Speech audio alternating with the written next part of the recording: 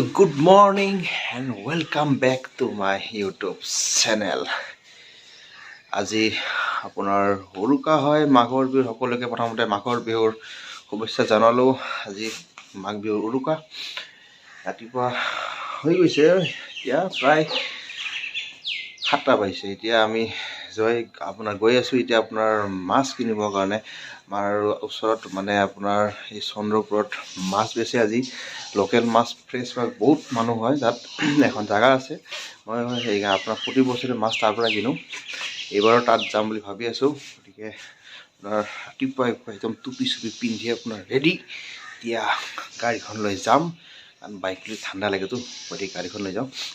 গাড়ীখন লৈ যাওঁ আপোনাৰ মাছ কিনিব।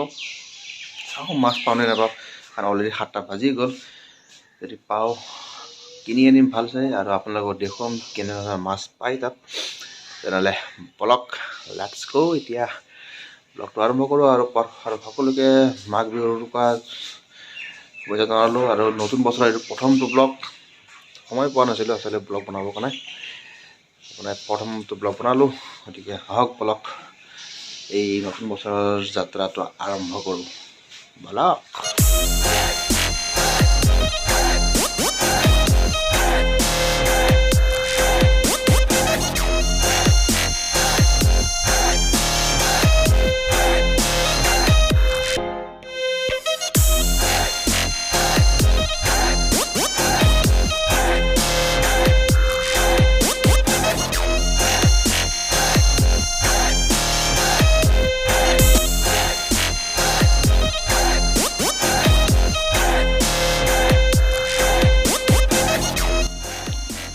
এয়া আপোনাৰ গাড়ীৰ লাইন চাওক, ঠাইডোখৰৰ কাৰণে ইমান মানুহ আহিছে। এই আপোনাৰ পানীখেতি আৰু চন্দ্ৰপুৰৰ মাজত হয় জেগাখিনি। বৰক যাই আছোঁ তাত। এয়া আহি পালোঁ আপোনাৰ মাছৰ বজাৰখন। চব মানুহ অলৰেডি আহি গ'ল, বহুত মানুহ।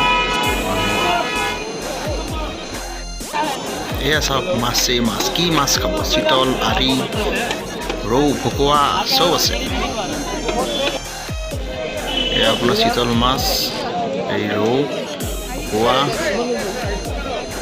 আৰু বহুত আছে মাছ।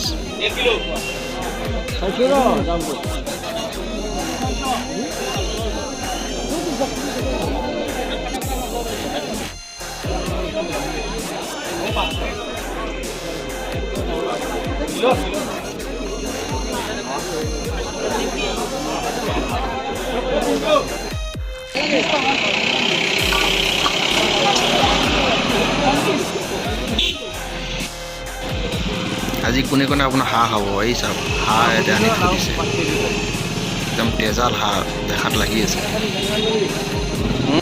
কিনি আহিলোঁ গাইছ, মাছ খাবলৈ মন আছে। তাত বহুত মাছ ওলাইছে, আমাৰ সেইকাৰণে দেৰি হ'ল বহুত আহা।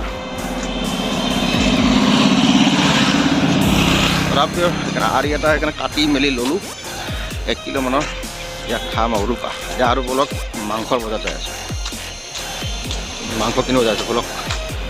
এইফালে চাওক কুঁৱলীৰ কাৰণে একো দেখাই নাই ভালকৈ।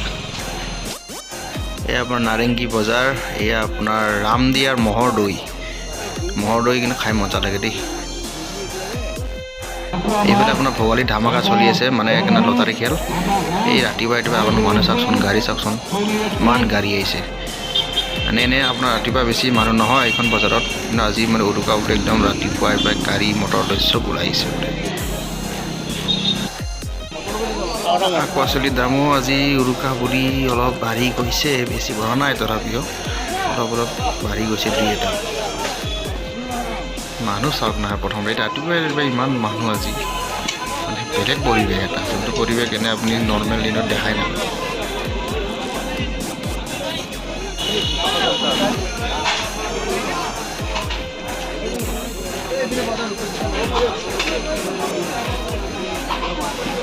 চ' গাইছ ফাইনেলি আহি পালোঁ আপোনাৰ মাছ কিনি, আপোনাৰ বজাৰ কৰি উৰুকাৰ। দেখা পালে আপোনাক মই দেখালোঁ নাৰেংগীৰ বজাৰখন, য'ত আজি মানে এনে আপোনাৰ ৰাতিপুৱা 8টা বজাত মানে মানুহ নহয় ইয়াত। আজি দেখা পাইছে ইমান মানুহ হৈছে আপোনাৰ উৰুকাৰ বজাৰ, মাছ মাংস চব কিনিব আহিছে।